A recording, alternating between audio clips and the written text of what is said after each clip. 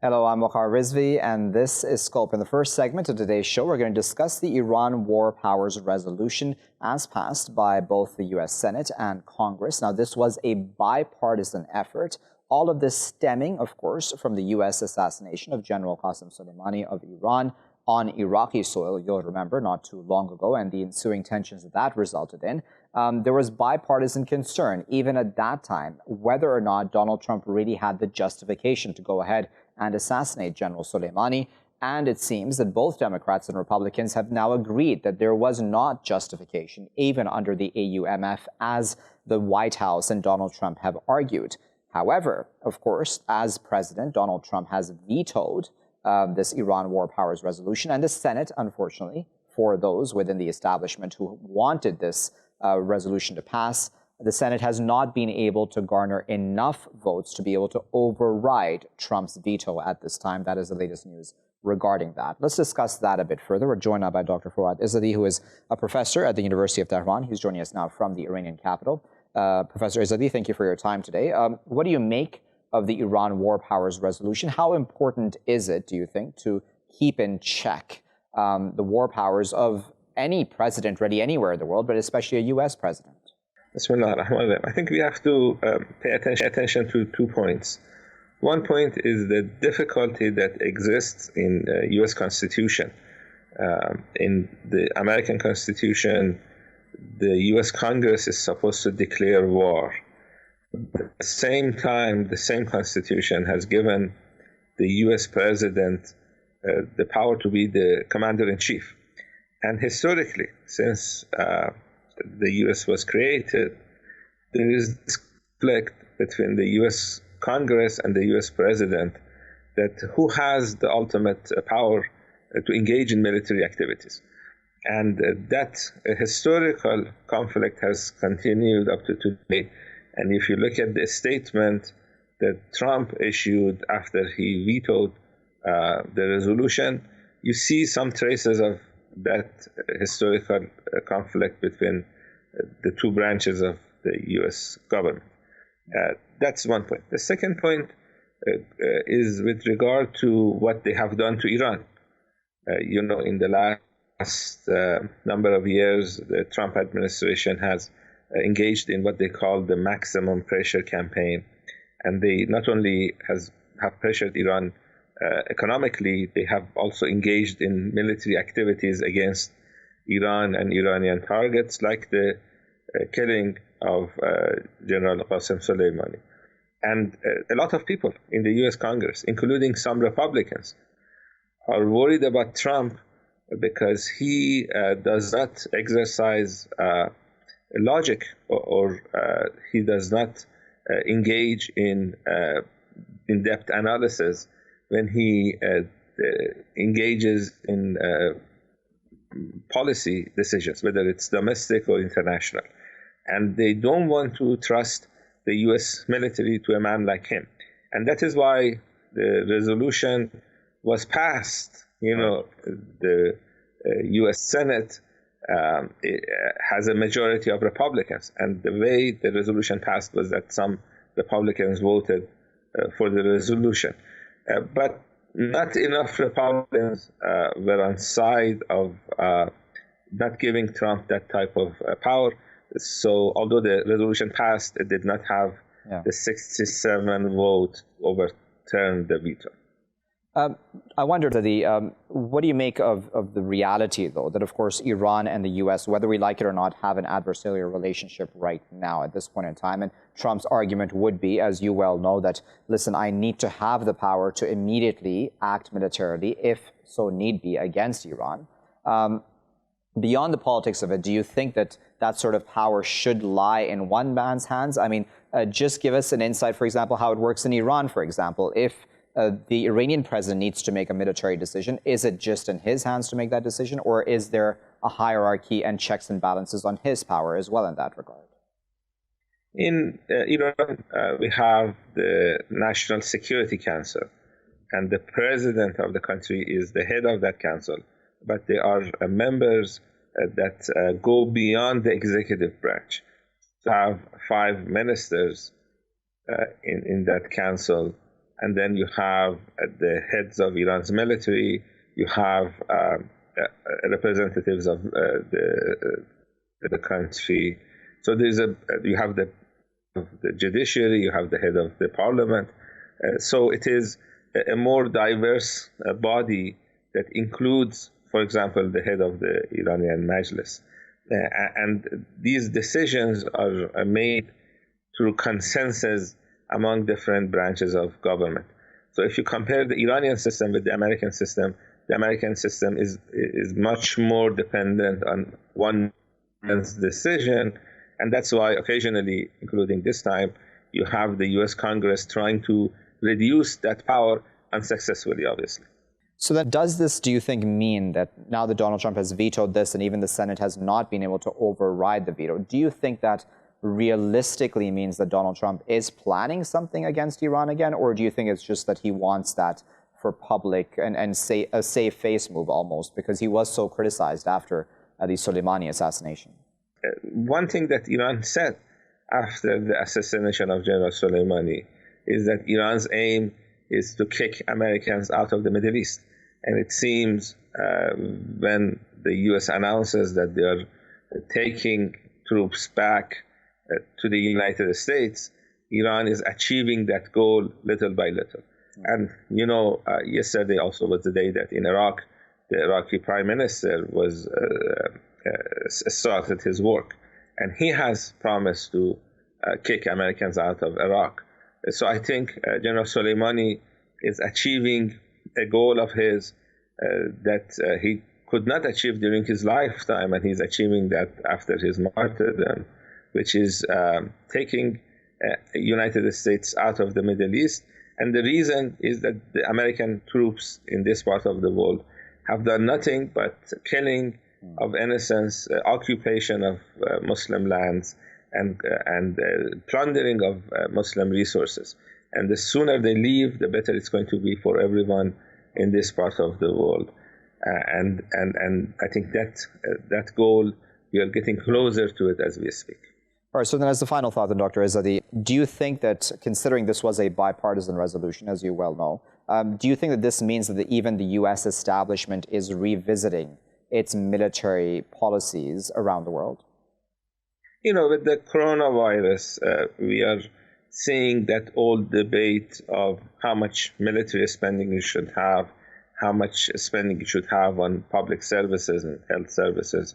And a lot of people are realizing that instead of buying 5 more fighter jets, you could fund the hospitals in 50 more cities.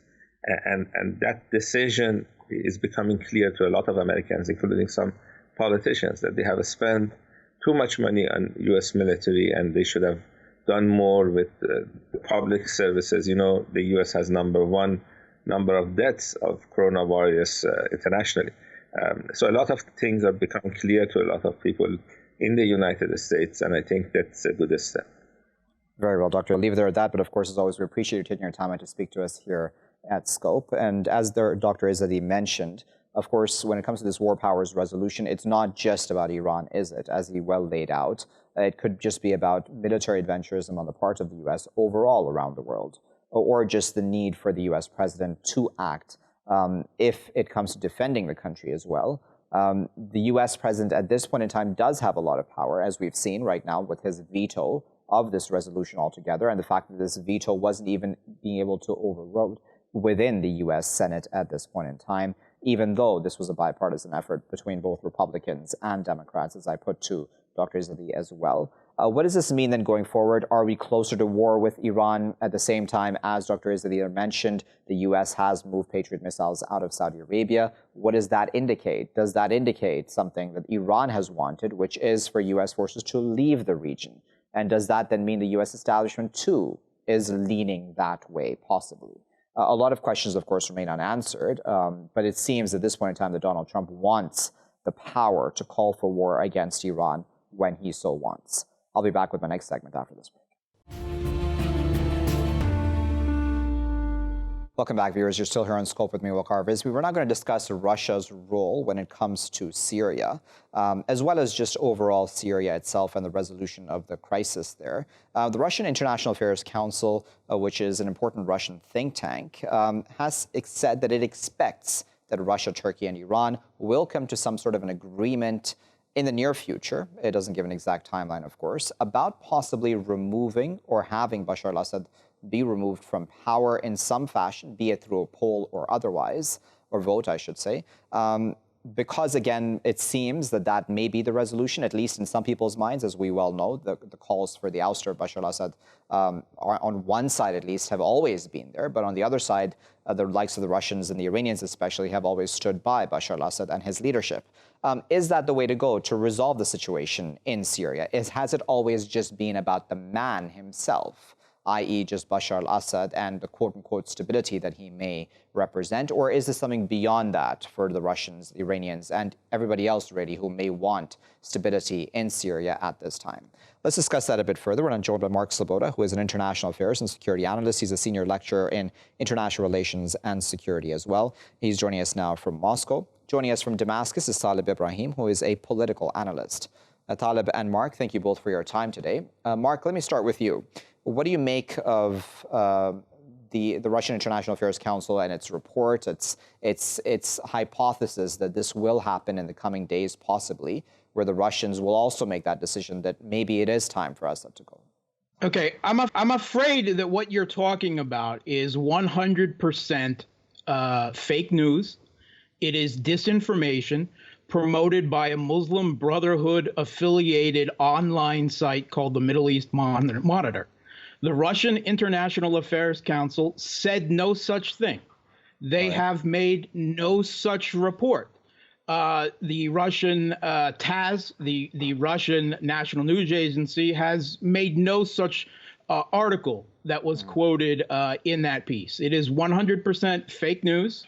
It is more than likely disinformation. Okay. It is one of a repeated steps that is done by outside powers to try to insinuate that there is a deep division between Russia and the Syrian government and Iran. And doubtless, they don't agree on everything, right? They are three separate sovereign powers that have worked phenomenally together for 5 years. It's not to say that they don't have disagreements, but the idea that Russia, Iran, and Syria, after 5 years of conflict, are coming to some kind of agreement with Erdogan to remove the Syrian president, when the entire basis of Russia's intervention in Syria has been preserving Syrian sovereignty in the state, is absurd. If anything, it is far more likely that the Russian president, the Iranian president, and the Syrian president got together and decided that they needed to remove Erdogan, and that would solve the crisis. Okay, let me put that to Taleb then. Taleb, whether or not that report is true or not, of course, I don't know, of course, myself, sitting in my vantage point. But nevertheless, do you think that the entire situation within Syria is focused on just the one man, Bashar al-Assad, or do you think it's more about what he represents? Like, what are your thoughts on the leadership situation within Syria? If tomorrow there is a poll or vote held and Bashar al-Assad is voted out, what does that then mean, for example, for the country? Hello, and many thanks to our friend, to our friend from Moscow, because he said the truth about this controversial issue several weeks ago, and we are listening to many reports and reading many reports in Russian media, which are talking about President Assad and President Assad removal, about many things in Syria. But indeed, those news are completely fake and baseless, and the position of Kremlin and President Putin didn't change anymore. Moreover, what I know personally, and I have a good contacts with some friends in Russia, they said it is misquoted, and the Kremlin is going to support Assad more and more in the upcoming period, economically and by military means. In respect to your question, I think that until now, President Assad enjoys a very vast popularity in Syria. And if you make any poll, any real and confidential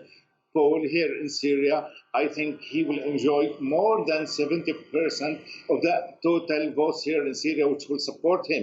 Assad didn't fight as a man or as a family, and he didn't rely on Iranian support for 9 years or Russian support for 9 years old war here. Of course, we have very, very good and trustworthy allies in Russia, and we are very much grateful for them and for Iran. But who fought that battle is the Syrian army and the Syrian population, who fought terrorism, who fought the intervention against his sovereignty.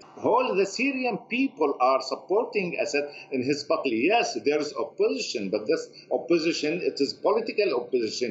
They have disagreement with the President Assad and with his regime in some things, but they have completely agreement with him to keep the unity and sovereignty in Syria, to fight Israel and to retake Golan and to bolster the independence in Syria. But what we are fighting in Syria, terrorist groups, which are a threat to international security, which Russia is fighting, which is Iran is fighting, and unfortunately, those terrorist groups are supported by United States and its ally in the region. Okay, so let's talk about the United States then, if we can, for a moment, Mark, because James Jeffrey, who, as you know well, is the U.S. point man in Syria, or on Syria, I should say, pardon me, he's said that Russia, at least in his reading, is leaning more towards that constitutional committee that has been spoken about a lot when it comes to resolving the situation within Syria, or the political crisis, as is seen by a lot of the nations around the world.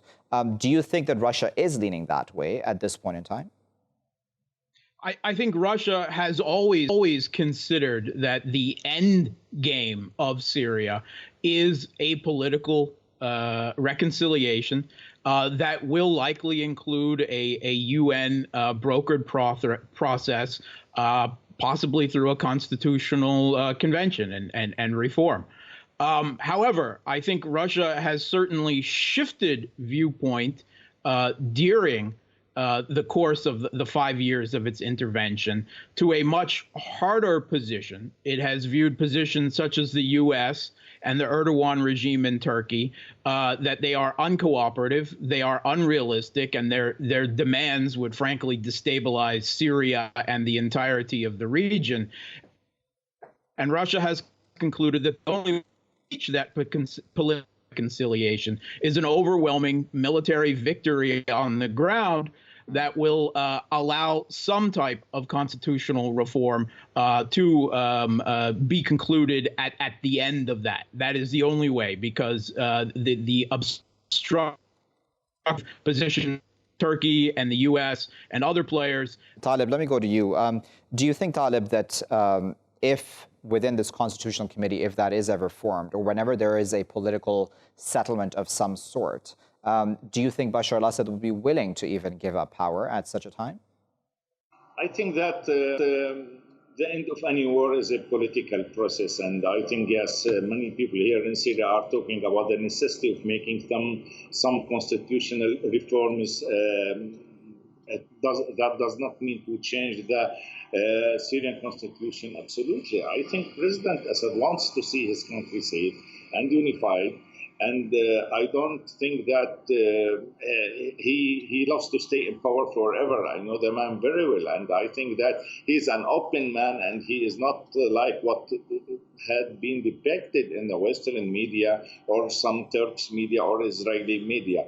I think by the end of the day, President Bashar Assad is a patriot man, and he wants his country, he wants his nation, and he is talking always as a member of the Syrian population. He is not talking as a leader or as a president, and everybody meets him, and thousands of Syrians are meeting him periodically. Everybody meets him, can hear that, and he can feel that President Assad wants reform and wants to modernize the country. He wants to take Syria to other better position for a better future, and I know that very well. Mark, when I read this Middle East Monitor article, right, it didn't come as a complete surprise because, as you well know, just a number of days back, there was also a report, again, and you can correct me if I'm wrong if that's fake news or not, but about how within Russian media as well, there was talk of criticism of Bashar al-Assad. Do you think that there is genuine, legitimate room for criticizing Bashar al-Assad, even on the part of his allies, be it the Russians, the Iranians, or otherwise?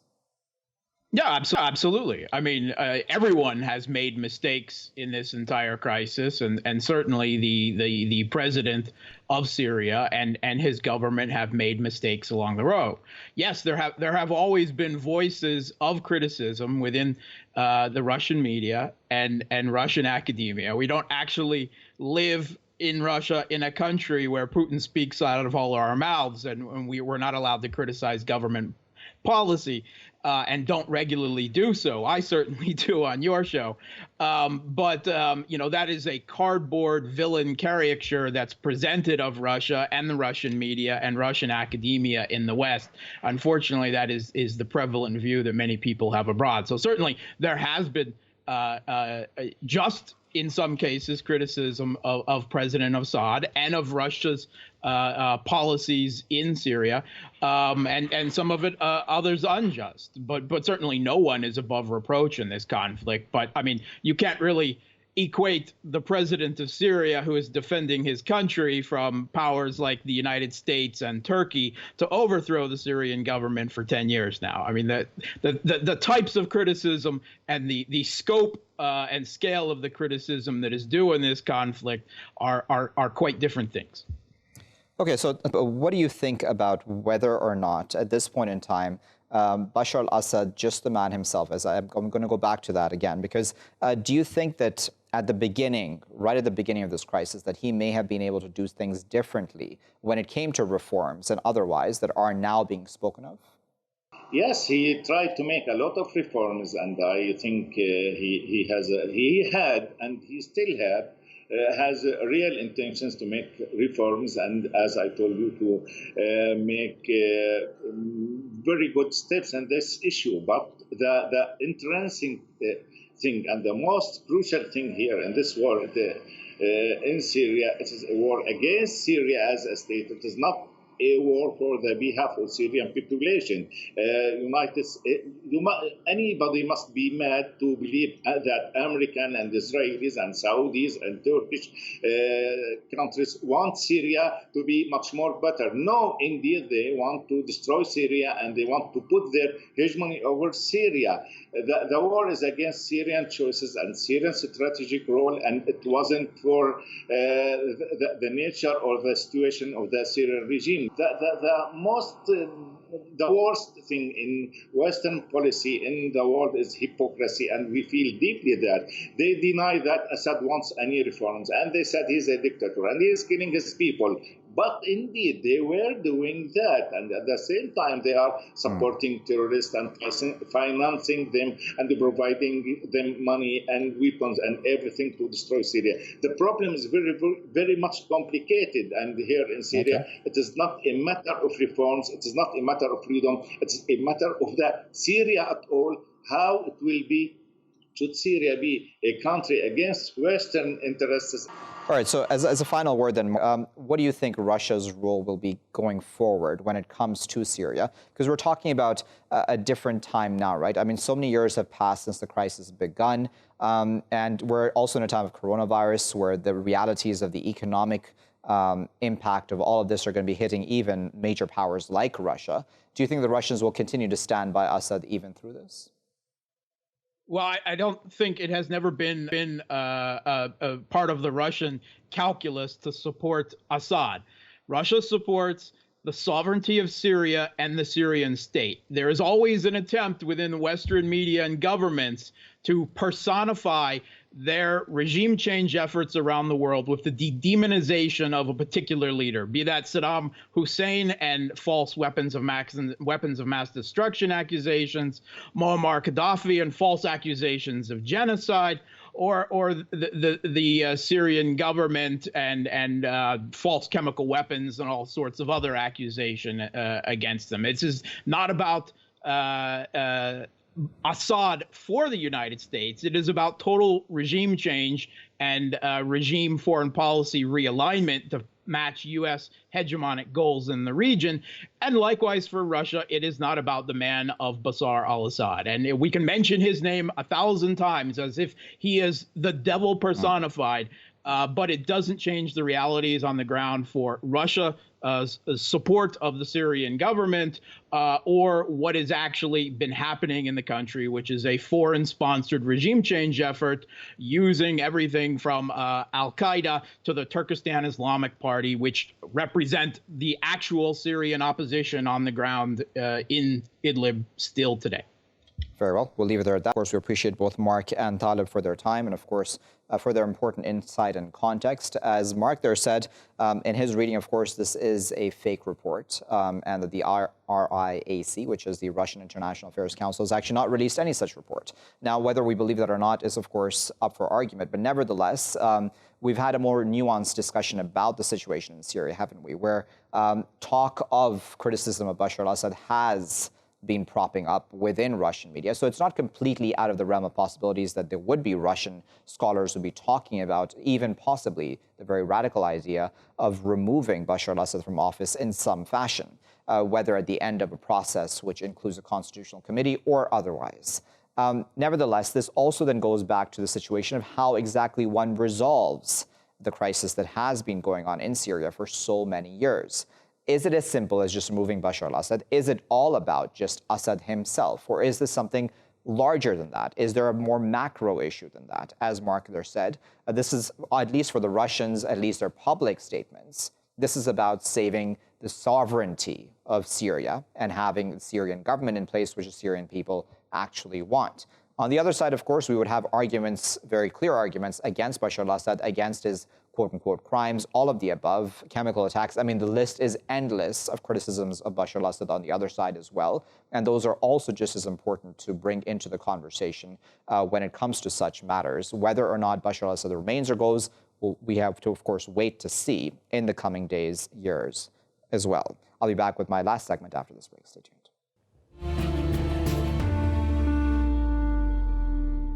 Welcome back, viewers. You're still here on Scope with me, Waqar Rizvi. We're going to continue to discuss Russia's role in the Middle East and North Africa, and we're going to hone in on now Libya. There is a report that there is a Russian military group, a private Russian military group or security group or military contractor, however you want to term that, called the Wagner Group, which has up to 1,200 people operating in Libya in support of Khalifa Haftar. Now, the Russian presidency, the Russian establishment says it is not aware of this. It does not support this group's activities, but is it really possible that this is being done without the blessing of Vladimir Putin and the rest of the Russian establishment? Why exactly would Russia want to support Khalifa Haftar over the UN-recognized, internationally recognized government, the LNA?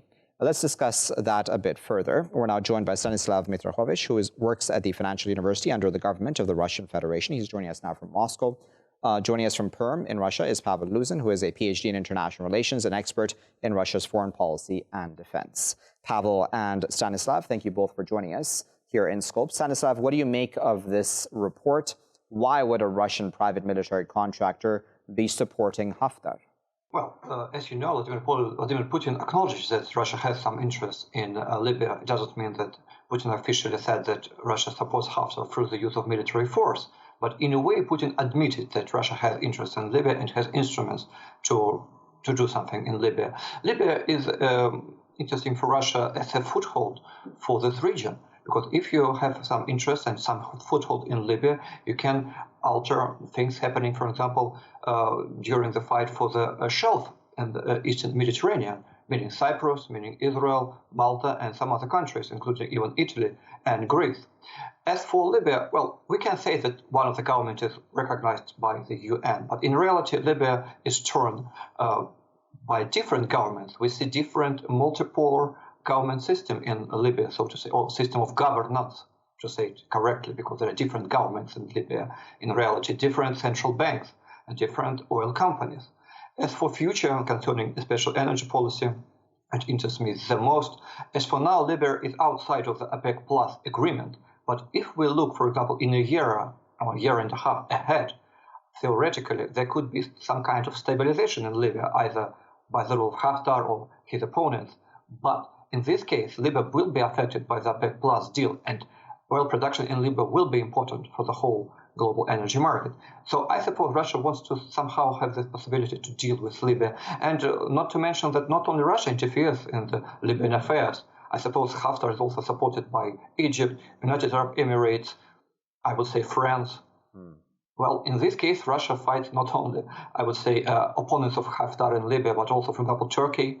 The Turkey supports opponents of Haftar now. As for Russia, it is a important instrument also to influence Turkey, because we have our own deals with Turkey concerning Turkish Stream, gas pipeline, affairs in Syria, and so on. Pavel, what are your thoughts on that, about the Russian role in Libya, about this private military contractor? So, first of all, Russia wants in Libya to achieve political goals, not economic goals, only political goals. First of all, Russia wants to realize its troublemaking strategy against the West, against the Western community. And secondly, Russia wants to increase its, to improve its positions in international relations. So if you participate in some conflicts, you can increase your political weight in the world. So that's why we support Haftar, in my opinion. Secondly, I should say that there is no such a registered entity like Wagner Group in Russia. In my opinion, Wagner Group is the brand, kind of brand, that is aimed for covering the activity of Russian military intelligence. Because, as you know, there are a number of legal private military companies in Russia. They provide security services abroad. But Wagner Group, it is not about security services. Wagner Group is about mercenaries. And it's impossible to conduct a private activity in this market, so-called market, like mercenaries, without support, without covering by intelligence services. All right, Stanislav, I'll give you the final. I apologize for cutting you off, Pavel. I'm going to have to give the final word to Stanislav. Stanislav, what do you make of what the Russian role will be continuing going forward when it comes to Libya? Will it continue to support Haftar? And do you think that Haftar is genuinely the best person to actually lead Libya at this point? Well, I suppose Haftar is a person that could not only satisfy Russia, but also other countries I mentioned before, including Egypt, Saudi, United Arab Emirates, to some extent France, and so on. So we have different countries fighting with each other, like, for example, in Yemen. So the same thing is in Libya, indirect fighting of different countries with each other. As I mentioned before, there are different energy things in Libya that will be interesting for Russia for several years ahead from now. As I mentioned, there will be a struggle for shelf in the Eastern Mediterranean. In this case, it will be interesting for Russia for several years ahead. So why not back up Haftar if he is already backed by such interesting players and important players as Egypt, United Arab Emirates, and France? Why not? All right, we'll have to leave that as a final. But I apologize for cutting you off, Stanislav. Unfortunately, the clock has gotten the best of us. But we do sincerely appreciate both Stanislav and Pavel for their time and their insight. The Russian role when it comes to the Middle East and North Africa is one which is complex to understand because there is so much seemingly differing opinions on what the Russian role is to begin with. Is Russia asking for Assad to go, for example, when it comes to Syria? Is Russia really involved in Libya via just a military contractor, a private military contractor? As Pavel there said, is it not possible that Wagner Group is actually not even registered within Russia, according to his reading at least, and that is actually just an arm of the Russian intelligence itself, doing its bidding in Libya, but just through the guise of a private military contractor? Russia is a country which is hard to understand in many regards for the very reason that a lot of misreporting does happen regarding it when it comes to international media, and we're trying to, of course, decipher through that here in Scope. I'll leave it there for now. I've been Waqar Rizvi. Thanks for watching.